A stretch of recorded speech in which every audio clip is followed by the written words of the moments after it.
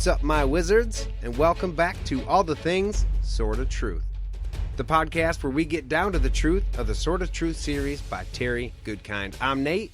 And I'm Jade. And in this episode, we're going to be getting into Chapter 11 of Wizard's First Rule. I like this chapter. Yeah, it's a good one. First, we got to get into some news, though. Yes, we do. The first is about our 3-book giveaway. You have today and tomorrow to get your reviews in to be entered.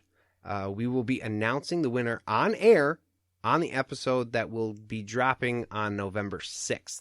And we'll also be making a couple social media posts after that, just in case you missed the episode the day it was aired. Now, we may not have your shipping information, or in some cases, even your real name. So if you are the winner, please send us an email containing your name and where you would like your prize shipped, and we will be more than happy to send those your way. And if you want to make sure that you're entered, it couldn't hurt to send us an email either, just to make sure that we did for sure catch your review, because we've seen quite a few of them, and it's really, really awesome to see them every time. I'm like, oh, and it's like, what are you doing? And I'm just reading some reviews. Yeah, they've been really cool. Yeah, it's really awesome. So I just want to make sure, though, that we don't miss anybody. Also, our Patreon page is undergoing a couple of small changes so we can get you more content more often. Really, we just realized that we weren't using it that much, and we wanted everybody listening to make good use of it, and we also wanted to add an extra option. If you guys felt like donating, but a monthly pledge really isn't your thing, you can just do a one-time donation and be done with it. Nice and easy. And as always, thank you just for listening. We're really enjoying having our little community starting to grow. It's really cool. Okay, in this chapter, our heroes deal with their second surprise attack of the night and find out that they may have more support than they originally thought. So, at the end of the last chapter, as Richard, Kaylin, and Zed were sneaking off into the woods, 2 creatures with glowing green eyes dove at them, and then the chapter was done. Which, first of all, they had green eyes, because, of course. And second of all, it was like the worst thing ever, because obviously we do 1 chapter a week here, so we try to limit ourselves to just the 1 chapter the day that we're recording. So last week, me and Nate both had to end right there, and I heard the first couple words of the next chapter, and I was like, dang it! So I was excited to find out what happened after the Gars came down. Right, and of course, by your green eyes comment, you're referring to the fact that it has green eyes, so it has to be a magical creature. Or at least there's a good chance it's a magical creature. Right, they have green eyes. I just like that. I don't know, I'm going to point that out forever. I should probably not. Fair it's enough. Probably annoying, but I just... Alright, during this Gar attack, I listened to it twice, and it was kind of easy to get kind of lost in it, I felt. Yeah, a lot happens really fast here. But the cat saved him, because the cat, realizing that these things were coming, is what gave them all that split second to not be murdered. Right. The cat was a real catalyst. Oh my god. For the tide turning in this fight. I'm sorry, I had to. That was awful. I apologize to everyone listening. I couldn't help myself. But it's true. The cat really turned things around. I like it a lot. Okay. It gets intense, though. Richard does get a good swing in on the Gar. It takes him a minute to get his sword out, but once he finally does, he knocks its arm off? Knocks is probably not the right word for that. Hacks. Yeah. Slices. Cuts. Literally probably anything but knocks. But, alright. Gets the arm off of the Gar, but he loses his sword. Yeah, and as all of this happens, Kaylin decides to start throwing rocks at the Gar and kind of distracts it, but then it ends up coming after her. My question was, what happened to all of her power? Now, we don't know exactly what it is, but any threat that's come to them before, she's pretty easily handled. On top of the fact that we can tell Zed was surprised because he handled the short-tailed Gar before without any sort of issue. So neither one of them really show up to fight yet. Right. As far as Kaylin goes, though, we've gone back and forth a few times as to whether or not she needed weapons, and I think this is a perfect example of why, yes, she does. Everyone should have a weapon. You should definitely have, like, a dagger to chuck at their face. Machete. Right. bolt cutters, Hatchet. hammer, Shovel. blowtorch. These are just things coming to my mind. Anyways. But again, we come back to the cat. The cat jumps right in the Gar's face and really pisses it off, but kind of breaks it up for a second and allows our heroes to gain good ground, I guess. Way to go, cat. Yeah. Cat is cool. And also, the cat's name is Cat. Yeah, so I don't have to remember an extra name, so that's pretty cool. I just love how this is obviously a really close companion of Zed's. It behaves a certain way. Like, they have a partnership, him and the cat, and yet it's just Cat. No special name. Just Cat. It's a big-ass cat, man. I can see Zed being a guy like, well, how am I supposed to know what the cat's name is? I can't speak cat, and I certainly don't want to call it the wrong name. That would be rude. So I call it Cat.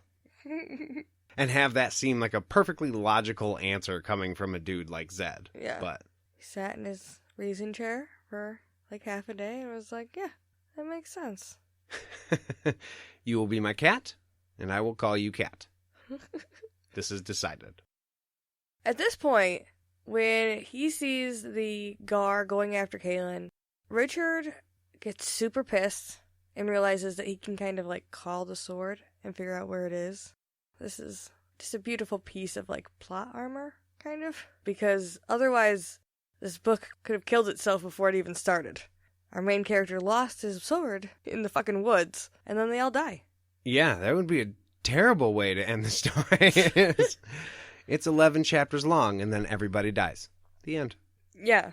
This is kind of like his Jedi lightsaber trick, where they can call it to him, and Richard can do the same thing. I think Terry was like, okay, that's fucking cool. How do I make my guy do that? Just a little bit.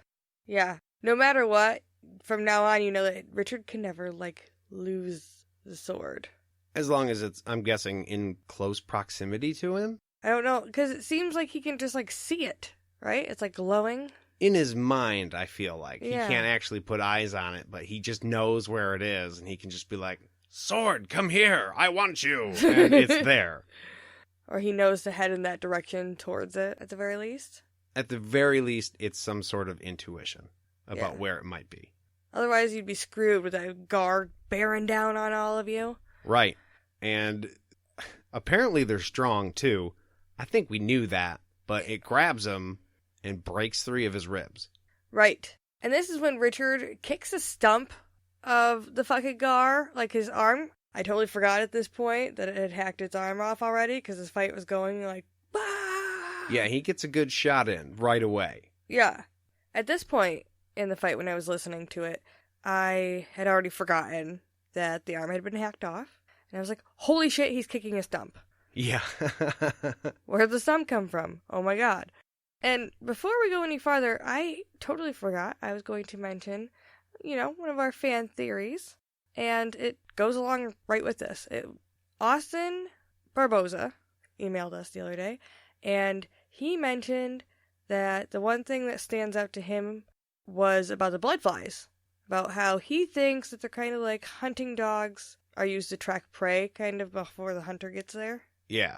And because the Gars are too big, they might draw attention to themselves and flush the prey out. And I thought that that was a really good, analogy. And then when I was just thinking, while we were actually doing this podcast right now, there was no blood flies? You're absolutely right. Right. Once they're there, he's being stung. But not before they come down. No, they swooped first. I feel like they probably just had eyes on him and just went for it, didn't need them because they already had a surprise. Because they were on the path. Yeah. Which, also, 2 surprises in one night. This is some crazy, if this is a coincidental, fucking Gar attack, they have the worst luck. Dude, take your sword back. I'm good. It's been bullshit ever since you gave me this thing. I'm out. For real, the only time I got to even take a nap was when I passed out from the poison. So can I get more of that, or...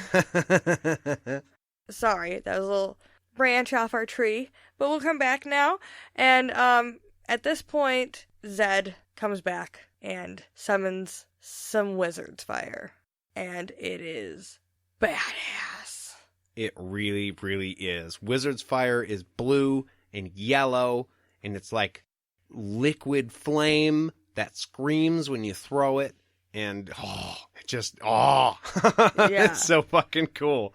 And he's exploding trees and he's really causing some damage all over them. It would just induce a sense of panic because of the sheer chaos that's happening around you. At the very least, it would be disorienting in the extreme. Yeah, that liquid fire. I'm always very intrigued when they say that. Because it's not like lava. It's like fire. I like how they make the distinction. It's not like lava. It's liquid fire. It's different. How dare you say it's like lava? So, after the display of awesome magic from Zed, things quiet down. Huh, you don't say. Yeah. Richard kind of just lays there and absorbs the fact that he didn't fucking die. And the cat licks his face. He just lets it. Yeah. I thought that was kind of I don't want to say cute because I attest saying cute, but he's just like, whatever, cat. You're cool. Lick my face. I love the way that the cat cares so much. That's really a badass cat. If I wasn't decided that I wanted to get a Maine Coon cat, this would have pushed me over the edge. Right? For sure. But he won't let Zed and Kaylin pick him up because he's like, no, you're gonna hurt me. And Zed makes a joke to him about how he doesn't see bones sticking out, so you gotta be fine. And Richard's like, don't make me laugh, motherfucker. Yeah, he knows it's gonna hurt. Yeah. But the cat wasn't the only one that was concerned, and Kaylin, kind of checking up on Richard, making sure he's okay, giving him some reassurance, like, hey, buddy, glad you made it, touches him, and that's when the sword gives him a warning. It's obviously because of Kaylin, something to do with Kaylin's power, but something to do with her does not agree with the sword at all. And he just kind of stifles it, and he doesn't say anything about it, but if I were Richard, I could definitely see being like, hey, whoa, what was that? Having Kaylin ask, what are you talking about? And that starting a conversation, but that does not happen here. Right, these two obviously know more about it than you do, so why wouldn't you ask their advice, unless you really were worried? Right. And at this point, I mean, why wouldn't you be? Just a little bit? The magic sword you were just given as a tool to help you do this super important thing, and Kaylin, while she has helped you so far, really, and I hate saying it, but could have ulterior motives, you have no idea. Which woman? You trust Zed a lot more than you do Kaylin at this point. Even if you like her and you think she's pretty, that's not enough. But Zed seems to trust her, so why wouldn't you at least talk to Zed about it? That's true. If you felt something like that, well, I guess that's what my initial point was. You would feel that and go, whoa, what the hell is that? Yeah. Because you don't know. I don't see why he was concerned with keeping it a secret in the first place. Yeah. It was just weird to me. But what wasn't weird is Richard kind of makes a joke back to Zed, because Zed needles him a little bit, and he's like, hey, man, so that wasn't a trick. That was real magic. Right. And Zed's like, yeah, it was, and now we gotta get the fuck out of here, because I bet you Dark and Raw saw it too. Yeah, all that wizard's fire just made a big old flaming arrow pointing right to where we are, so it's time to go. I did like that he made the distinction if he was looking, because maybe he wasn't. Right. Well, there's a chance, but he does have the cloud, so... Yeah, that's true. So at this point, Richard has 3 broken ribs, and because he won't let them move him, Zed decides to heal him, even though they don't out and out say that this is what he's doing. Zed's not like, let me heal you. He puts his hand on his ribs and the other one underneath his chin, like he's thinking and considering, and he starts saying words in like a special voice, which I kind of feel is a chant. Yeah, like he's weaving a spell. I don't feel like he was just speaking to him in what I'm sure they don't call English in this book, but like standard or whatever. Yeah. Whatever English is in the fantasy world. Yeah. But maybe a different language of some kind.